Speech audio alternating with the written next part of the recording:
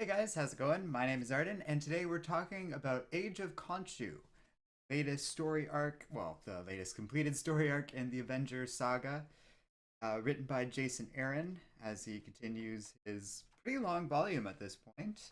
Khonshu ends things on issue number 37. It's pretty clear there's a lot more to come from Jason Aaron based on number of key plot points from this series so far. They a lot and of the Phoenix to come, plus whatever larger story business he has going. So there's certainly more on the way. I've talked a little bit about this series before, back when it first started out, and since then I've kind of come around to it a lot more because Aaron's doing a lot of interesting things. We'll talk about the whole series in more detail, scripted terms, in the future and not too far from the future. So I don't want to get into that too much, but broadly speaking, I really like it. Like how much Jason Aaron keeps adding new things and ideas to the world of the Avengers. They have headquarters now, which is just like long dead celestial. Jason Aaron has very interesting ideas about the larger cosmic story within Marvel that I really like and think works quite well as just an explanation for why Earth on Marvel's universe is so powerful compared to the rest of the universe. It works perfectly, if you ask. Beyond all of that, he also just does really dynamic things with his story, and Age of Khonshu is a good example of that. So the story is all about Khonshu, deity that empowers Moon Knight, basically going insane with visions of Mephisto destroying this reality and there being like endless devils. Or he just keeps rambling on about how Mephisto is going to destroy everything, and he's been teased as a villain for some time. He's as the Avengers has increasingly become more associated with Wakanda and world leadership. They've also been distancing themselves from the United States. Since then, Mephisto's kind of been able to co-opt an evil version of the team that is operating like U.S. government's terms, or at least a creepy version of them. I like that stuff. It's definitely a strong aspect of Aaron's overall narrative with the Avengers. I think it's pretty interesting personally.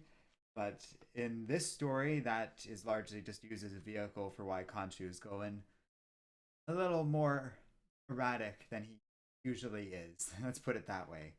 And there's a great scene early on in this story arc. I have the print copy of the last issue, but I've read the whole thing just on the first few issues of the story arc. And there's a great scene where Khonshu just comes up to Mark Spector begging for help and on his knees just saying like, "Oh, we need to do something or we're all gonna die," kind of thing. And so Mark Spector agrees to do something, and boy howdy does he. The story basically opens with him running around seizing various magical and primordial powers on Earth, and it's incredible. He gets the Ghost Rider mantle from Robbie Reyes. He gets the power of the Cream, Iron Fist. I think he gets the Panther God. That's like a bigger confrontation that happens across one issue. Get how that works out exactly. But they run around trying to get all these powers. I think they kind of skip over the Phoenix Force because, oh, I don't know. One can imagine why. um, and they also get Mjolnir, I believe. Like all these magical things. And they use it to just conquer Earth. And there's so many great shots. I think the whole story arc is done by Javier Garron, Jason Keith coloring, and they do a lot of great panels and pages of like Earth with all like cities have been conquered by Egyptian style mythology. So there's like pyramids everywhere and that sort of architecture. It's really cool looking. I think it's such a great idea. It's what I like most about Jason Aaron's Avengers is that he creates these worlds of like stories where it's just like, oh yeah, that would be a really interesting adaptation. Really cool to revisit that one day, that sort of thing. And he's done it a lot of times. He did the same thing with the whole Avengers base being in Hollowed Out Mountain. He's doing that stuff with the Avengers of 1 million BC or whatever it is. There's a lot of cool things going on there. Shadowcatcher, thanks for joining us. He was saying, never heard of Moon Knight until MCU announced it. I'm actually a longtime fan of Moon Knight. I don't want to like pat myself on the back on that, but kind of see it in some videos I've made. Not necessarily about him, but like indirectly talking about him and stuff. And he's definitely had cool runs throughout his history as a character. He's often kind of written off as a Batman ripoff, but because of his struggles with mental health, I think there's a lot of cool things you can do. First got introduced to the character when I read through Ultimate Spider-Man, and they did some really interesting stuff with that. Bendis had written some cool stuff with Moon Knight, although I don't think that's the best Moon Knight out there. I think my favorite Moon Knight, although I don't love the man, is by Warren Ellis. He did a very short run that kind of reimagined the character, and a lot of those visuals are used in this story, Age of Khonshu. But I would recommend, if you want to learn more about the characters, start with that Warren Ellis run. Warren Ellis, unfortunately, is a pretty abusive guy by all accounts, but that's a rock solid story and a great take on the. Anubis says, "Hello, my friend. Could you teach me what is the Khonshu clan religion with Night, please?" Oh, it's just some crazy cult that all worship this god, but I don't think it's out of the realm of reason because he's real and his powers are active and they are and very present in this story. So I think there would be a cult of fanatic people worshiping him. And then they kind of exacerbate that in this story, brainwashing people or just forcing them into all of that stuff. Shadowcatcher says, Bendis had a run on Moon Knight? I think so. I remember reading some books by him with it. Unless I'm horribly mistaken. Cryptid Zeker, thanks for joining us. He says, yeah, Moon Knight has been a character I've been looking to get into after reading Mr. Night. Yeah, they've had cool takes on the characters, and he's neat. I remember even just in like Avengers versus X-Men, he showed up in one of the tie-ins. Rogue uses her powers on him and just has a mental breakdown because of it. She gets like exposed to his madness that like that Khonshu is kind of implied to have exacerbated or even caused, because the whole thing is Mark Spector has identity disorder that's more present in solo stories as opposed to something like this, where it's just kind of informs his character more than anything else. But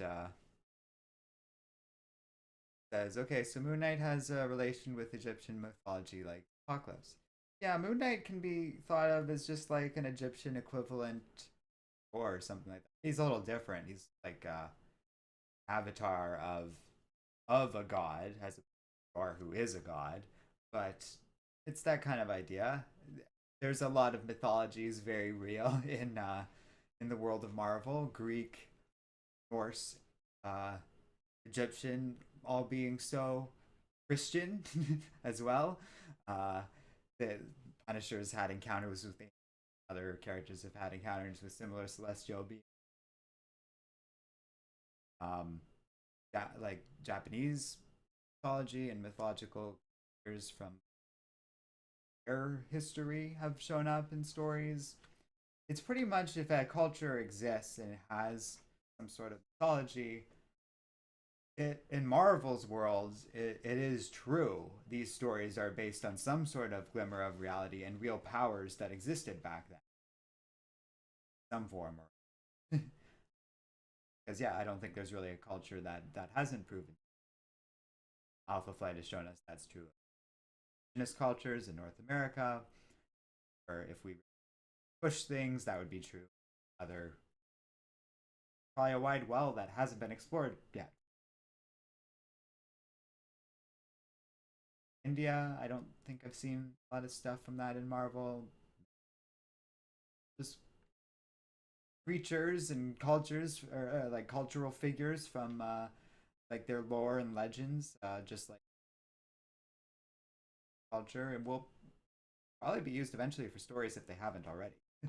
But I'm sure like Doctor Strange has battled the Jinn. It's all true, at least as far as Marvel's concerned. Moon Knight's kind of all about that. But Moon Knight is also more about fighting werewolves and battling his mental health than all this Egyptian stuff. That's why werewolves show up in this story. It's a great little reference.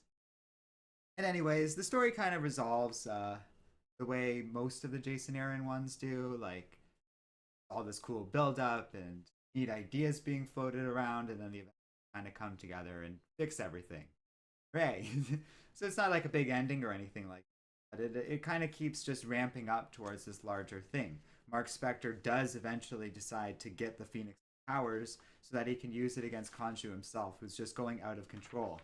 Partly because Mephisto breaks out of his prison in Las Vegas that Dr.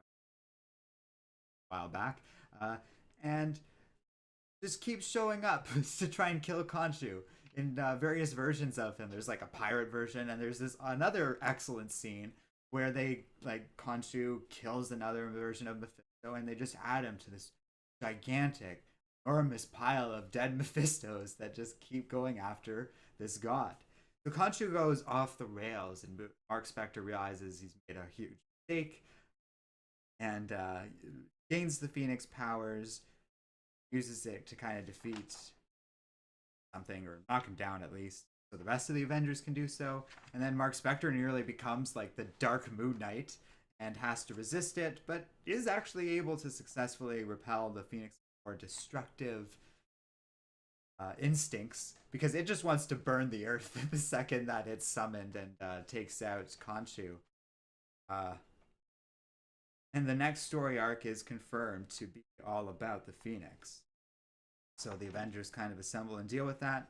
And we end on the moon at the summer home as Jean Grey and Wolverine both detect the return of the Phoenix, agree to look into the matter and deal with it. Jean can sense that it's not interested in her right now, and it will seek a new host, likely among the Avengers, based on like emotional stuff we've seen teasing this story. And they both agree, like it's like, oh, Jean doesn't want to go, but Logan insists, and he's like, reasons? Oh, I got 6 of them right here, and he pops his claws. So Logan's going to be in an Avengers story, which we haven't seen in a while, so that's fun. And yeah, it's not like the biggest story in the world, and for other critics, I know this is kind of where they've sort of lost their faith in this series and stuff, but between all the dynamic craziness and fun of this story, like wild ideas with magic and use, I think it's a pretty strong take on like just a sort of ongoing narrative. It is kind of important that at the end of this story we are building up to more. There's all that stuff with Mephisto, and Phoenix is really just going to be a stepping stone along that way, but I assure you that whatever is going to happen with the Phoenix is probably going to be some memorable, interesting story. Jason Aaron has already written about the Phoenix, astonishing Spider-Man and Wolverine. So it'll be cool to see if that stuff comes up. Although obviously Spider-Man is Avengers.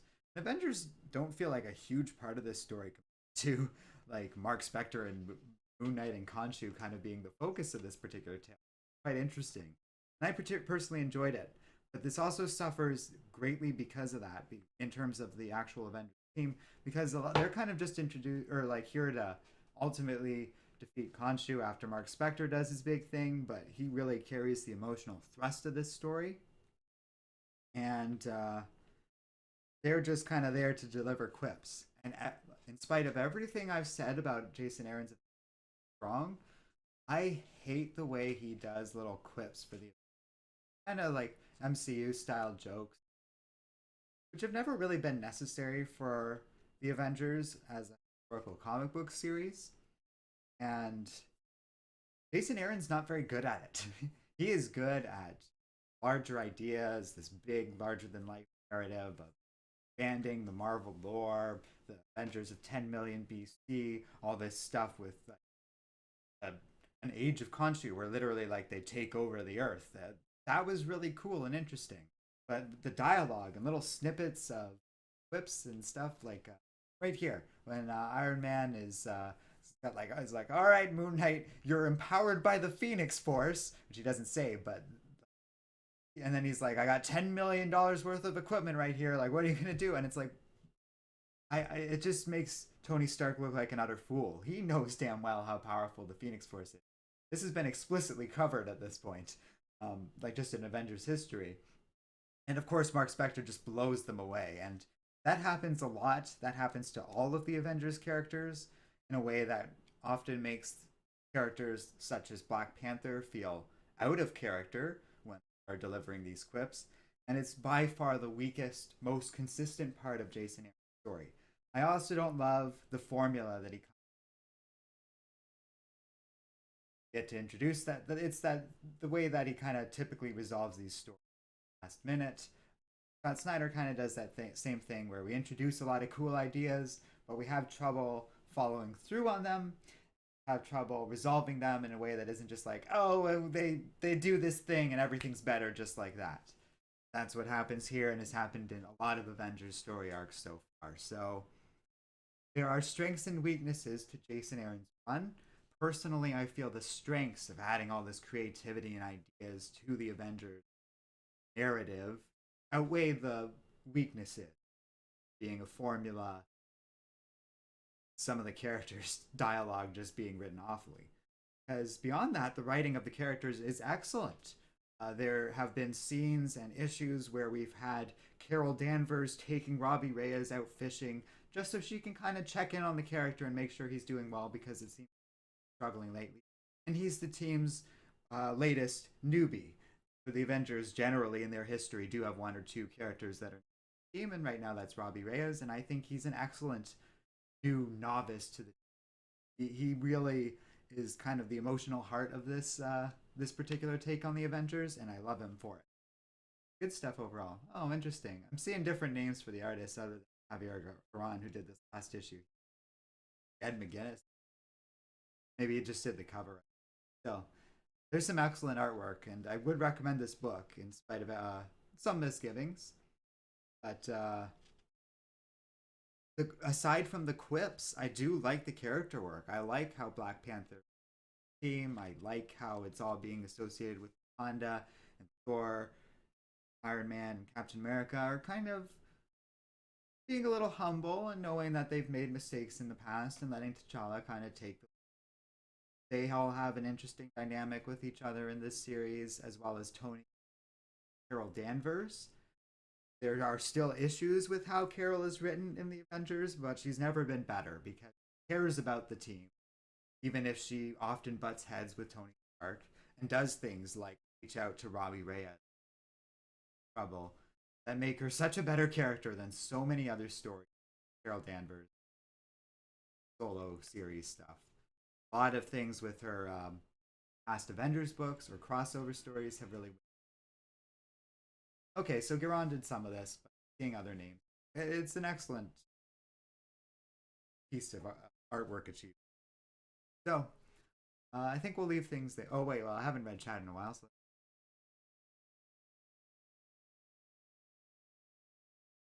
Yeah, that's all correct. Anubis. Batman. Good to see you, Adrian.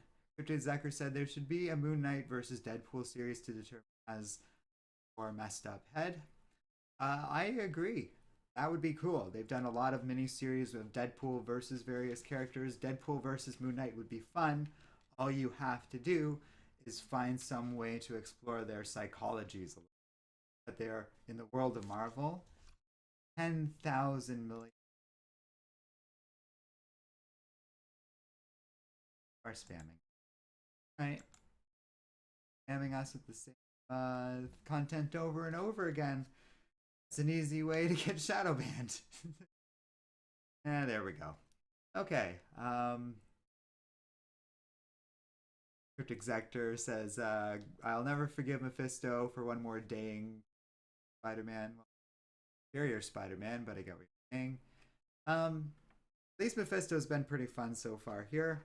I'm curious if like he really is the overall narrative within the Avengers, or if that's the piece of a larger puzzle going on against like the stuff with the Celestials, and that's I think that might be the case. So that is pretty cool. Anubis said, "Oh no, Iron Man said that. I hate when Marvel uses Dark to say no things like that." No, I brought that up because it bothered me too. And by the way, I haven't mentioned Blade is also on the. That's pretty cool, but a lot of the time he has those silly little goofy quips.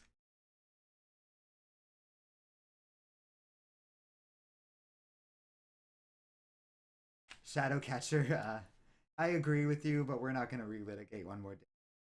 It keeps coming up. And I have criticized it for that before. That is like the forever curse of Marvel.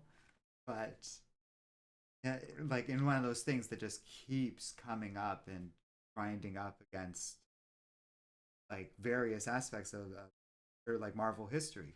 Like Spider-Man isn't even in this story, and we're talking about it. uh, Real Wad of Gore, I oh Reservoir of Gore says, love your channel. Thanks for saying that. Sorry, I struggled with your username so much. But yeah, thanks for watching, everybody. It's been an interesting little series. There have been two other Avengers books then, but I wanted to kind of save them for another thing because they are going off into the next story arc and stuff like that. It made more sense for us to just Khonshu for now because next up is the Phoenix Force, and I haven't looked at that stuff yet. I want to kind of take a fresh take on that and give my thoughts on that. Oh, it's only been 20 minutes. We'll leave things there. I think no problem in helping you understand these things in Ubis. I don't actually think that it was a terrible idea for me to be explaining things along throughout the stream because you're like maybe it's just you this time, but for someone's got to discuss something's got to be someone's first discovery of Moon. Somehow you've got to have an intro to this character, and that's here. Hopefully this was a helpful way. I would not recommend this story as your first exposure to Moon Knight. Like I said, I think that is Warren Ellis's like 6-issue miniseries. In spite of my misgivings of the writer himself, that's an excellent way to first learn about the character, and it's very low end because it's so short, and each of those issues pretty much stand excellently done. It does kind of reimagine the character a little bit, but I think it's just it's like the best take of the character with all the weird imaginative stuff and health struggles he has mixed in with some horrors that he faces. Shadow Catcher says, wait a sec, the Khonshu story ties in with what is going on with X-Men right now? Well, that is an interesting side of it. I thought, based on my first little appearance of that scene at the end, that was the case. I think they're kind of bringing it up, but they are each independently doing their thing. Though Wolverine is coming over to do a story, I think it is just Wolverine having a bit of a crossover with the Phoenix so that there is an X-Men character to provide some context. By and large, it seems like Jason Aaron and Alan Hickman are respectfully not touching each other's stuff much. The Avengers mostly stick with the Avengers right now, the X-Men mostly stick with the X-Men, and it's because both men are doing a lot to reimagine both, add so much to the Marvel universe that they could very easily trip over each other if they weren't kind of shunting the characters independently, except for little stuff like this. But there probably was a conversation with the X-Men crew about what Wolverine could do and where that story fits in with whatever's going on. Stuff. Koa. That being said, if they want to do a full-blown crossover between these two things, that would be cool. But that, I don't know. I don't know if the Avengers are going to cross over with the X-Men like that anytime soon. My concern is that will lean heavily towards another Avengers versus X-Men scenario, which I don't want. I would rather them like team up to face something again. Something like Axis, because Axis was so awesome. That would be pretty cool. Shadowcatcher says, I only mention it because the X-Men crossed into the King Black storyline just recently.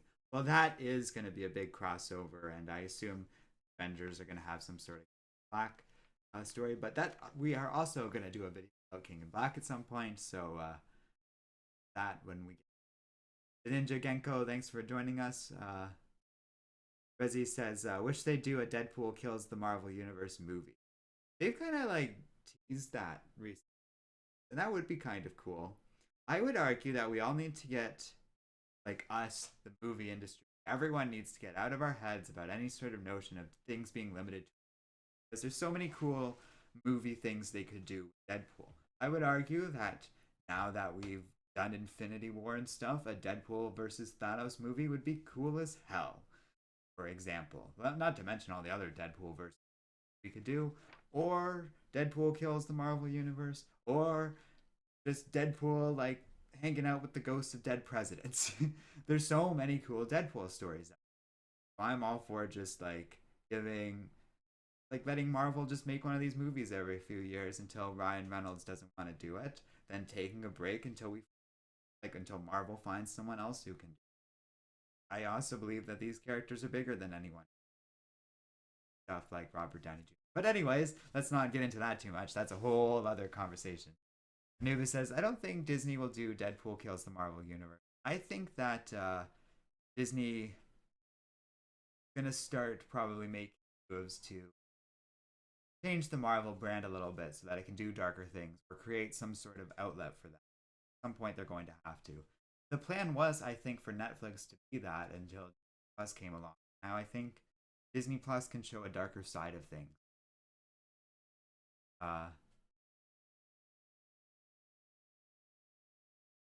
That's amusing, Shadowcatcher, but I think that will demonetize this video. So we'll leave things there. But thanks again, everybody, and see you next time here on Comic Island.